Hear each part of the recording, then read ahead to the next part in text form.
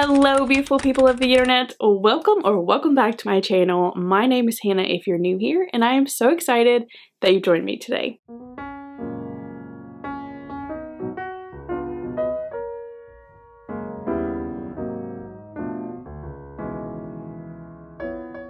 For today's video, we're going to talk all about the books that I read in the month of January. Now guys, I am just kind of worried for the rest of the year because I fear that no other month is going to live up to January. I'm just going to let you know that. Spoiler alert, I had a great reading month in January. I read 10 books and loved pretty much all of them. So what are we sitting around chatting for? Let's get started. The first book that I read in January was These Silent Woods, and this is by Kimmy Cunningham Grant. This was a buddy read that I did with my friends Keisha and Jordan, and let me tell you what a way to start off this year. This was a book that completely took me by surprise. We just kind of picked it up when we were together and we were like, hey, let's just buddy read this.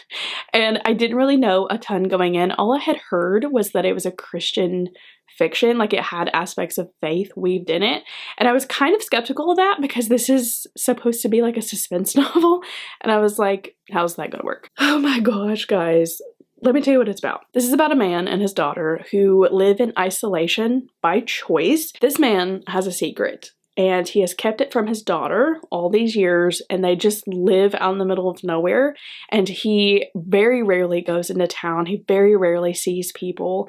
And again, as the reader, you're trying to figure out, why are you isolating yourself? Oh my gosh, oh my gosh, oh my gosh, that's all I'm going to tell you. This was such a pleasant surprise. I absolutely loved this book, and I was ugly sobbing at the end of this book. Just be prepared with your tissues. Just trust me. 5 stars. This next book I do not currently own anymore, and I will tell you the reason why here in just a minute.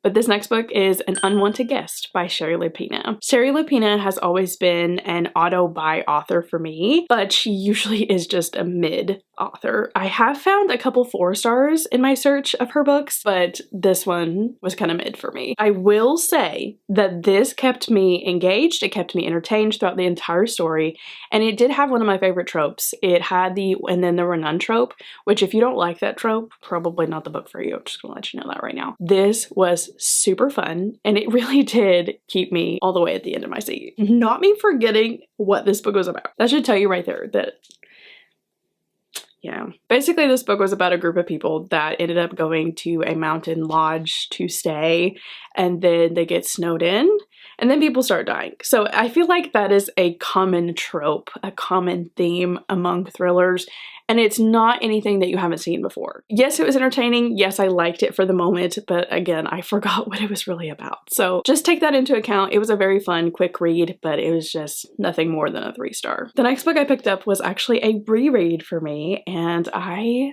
just want you guys to know that I loved rereading this book, and that is Anne of Green Gables by L.M. Montgomery. If you're new here, then you probably don't know, but Anne of Green Gables is actually the book that got me back into reading. It made me discover my love of reading, and this book is my favorite book of all time. So this is like my soul book, okay? And the reason that I reread it is because I'm part of my friend Gwen's Patreon, and she's doing a read-along of the whole series, and I wanted to reread the first one. This is truly one of those books that you could reread 78,000 times and it still be just as good every single time you read it. So if you don't know what this book is about, it's about our main character Anne, who is an orphan, and she comes to live with this brother-sister duo who really wasn't wanting her but are too nice to send her back, and just her adventures loving life. And I absolutely adore Anne's character, and I just adore this story with every ounce of my being. This next book I read was also for my friend Gwen's Patreon. It was her book club pick for January, and that is Peter Pan. And I don't know if you guys have ever actually read the book Peter Pan, okay? It's a lot different than the Disney movie, okay? Because I was kind of going into it being like, oh, Captain Hook, oh, alligator, oh, Tinkerbell. And I don't think I was prepared for how weirdly dark that this book is. If you read the book, then you know exactly what I'm talking about. But there were just aspects of this book where I was like, that wasn't in the Disney movie. So just know that if you're gonna pick up Peter Pan, it's not like the childhood movie that we all know and love. There are aspects of it that are still there, but it's definitely different it definitely has its quirks. Just know that if you plan on going into this one. The next book I picked up was Get Away with Murder, and this is by Diane Kelly. This is book number 1 in the Mountain Lodge mystery series. This is a cute little cozy mystery all about our main character that starts a mountain lodge. And she's trying to get this lodge off the ground, and her first clients are from a yoga studio. And then the yoga instructor ends up dead. Yeah, not a great way to start off your business. I loved this one. I gave it 4.5. I feel like that's a really high rating for a cozy mystery. I feel like cozy mysteries have this cookie cutter that authors love to follow. Like, well, we get to introduce the main characters and then somebody dies and blah, blah, blah, and then it keeps going. But I really love a cozy mystery that kind of breaks that mold a little bit and just gives me a little bit more to the story. And for some reason, this one just completely stood out to me, and it was just so fun. And I really did love the setting and the atmosphere from this book. Like, aside from everything else, I just really thought that this was a good time, and I loved it. Then the next book that I picked up was actually another cozy mystery, and this was for my book club Comfy Cozy, and that is Death by Dumpling by Vivian Chin. This was also another reread for me. I had read this book last year and really enjoyed it. I gave it 4 stars the first time I read it, and 4 stars this time. The reason I decided to reread this is for my Comfy Cozy book club. We are reading through this entire series this year, and obviously I wanted to refresh my memory before going into book 2, and I'm really glad I did because I really did enjoy this the second time around. This one is following our main character, Lana Lee, who works at her family's noodle shop, and murder tends to pop up in that noodle shop. If you're interested in reading this series with us, don't worry, it's still not too late. You can read it at your own pace, but just know we are reading a book a month. The next book I picked up was Pearl in the Sand by Tessa Afshar.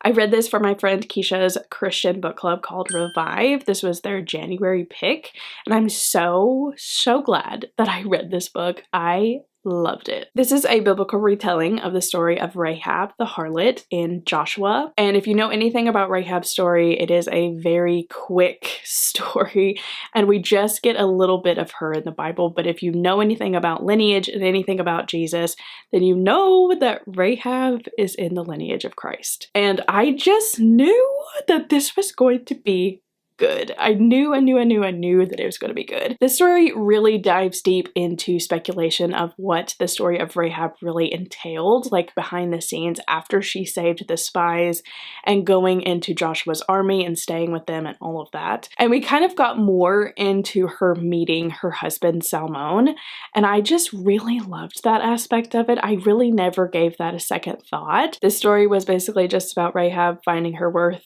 through God Almighty, and oh man, this was good. I ended up giving this one 5 stars. And then I blacked out. I'm not 100% sure what happened. All I knew is that I looked up and I had read these books. The next books that I picked up, I didn't just read one. I also went into that one, and then I couldn't stop there. I completely blacked out. If you know anything about me, if you have been a long-time subscriber or even a short-term subscriber, then you probably know that I am not really someone who reads fantasy. If you watch my TBRs or my wrap-ups or just vlogs in general, I do not read fantasy. I have always been intimidated by the genre of fantasy. I do not like to be confused when I read. I read for enjoyment, so I do not want to be confused. And so I've always just kind of put all fantasy in that group and was like, nope, can't do it. I decided that I was going to read Fourth Wing, which I believe I told you that I was going to read this in my January TBR. I really wanted to just go in it and try it. And if I'm being honest with you right now, I didn't think I was going to like this. I gave it 5 stars. When I tell you the chokehold that these 2 characters had on me, criminal. I loved this book so much. There is a reason that everybody loves this book, and I'm here to tell you, I love it too. And then, of course, I couldn't stop there, so I had to go immediately into Iron Flame. And everybody says that Iron Flame is the least favorite in this series. Everybody doesn't like Iron Flame because there's a lot of miscommunication and a lot of whining. I agree with that to a point, but at the same time, I loved this one too. I couldn't decide if I wanted to give it a 3.75 or a 4, but I think now, sleeping on it, it's a 4. Just for the ending alone, guys. Like, Rebecca Yarros, I am noticing is that there's, like, it starts out very action-packed, and then you kind of dip into this valley where you're just kind of hanging out, and then, like, at the end, she just gives you whiplash. I'm not opposed to that kind of a plot. I know a lot of people didn't love this one. I did enjoy this one. This one is my least favorite in the series, just because, one, I thought it was too long. I think that it could have been shorter. The chokehold was still there. When I tell you this ending was the most shocking ending that I think I've ever read in my life. I am not being dramatic. I know I have said that about 87 different books, but when I tell you that I actually slammed the book shut, I live with a husband and 2 dogs, and they thought something was actively wrong with me, which there was. There was.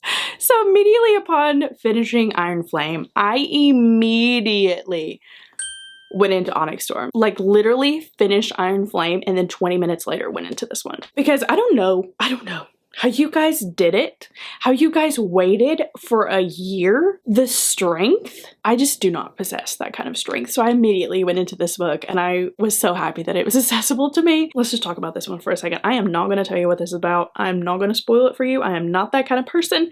If you're looking for that kind of person, you're in the wrong place, honey, because I'm not going to spoil this book for you. I'm going to let you live your life. I have seen all of the reviews. I have seen all of the backlash that it's getting. I have seen all of the reviews for this book. I see what you guys are saying, but at the same time, I'm very easy to please. So you have to keep that in mind too. Everybody's biggest gripe for this book is that the writing is messy. And where that's not wrong, nobody's gonna look at you and tell you that you're wrong. Does that change my rating of it? No. Were there people that I was like, who are you? What's going on? Where are we going? Then I had to keep constantly going to the map. And I've heard so many people be like, I'm done with this series, which, if that's your opinion, I love that for you, sis. You go right ahead and end the series. But the way this story ended, Rebecca!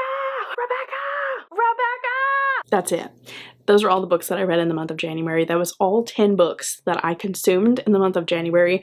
Again, I do not know what happened at the end. I just completely blacked out and I binged all 3 of those books.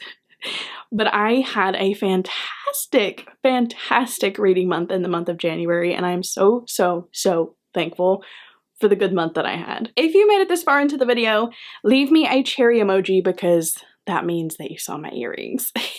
And until next time, my friends, remember this world is a better place with you in it, and I love you so much, and I will see you in my next video. Bye, guys.